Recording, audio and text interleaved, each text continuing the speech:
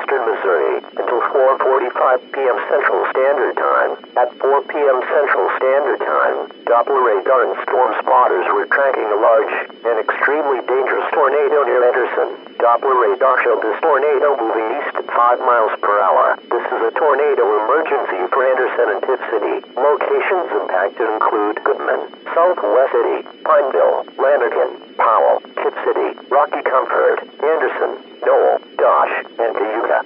This is an extremely dangerous and life-threatening situation. You can be killed if not underground or in a tornado shelter. Do not delay. Seek shelter now. If no underground shelter is available, seek shelter in an interior room on the lowest level of the structure. Mobile homes and outbuildings will offer no protection from this tornado. Repeating, a tornado warning has been issued until 4:45 p.m. Central Standard Time for the following counties in Missouri: McDonald,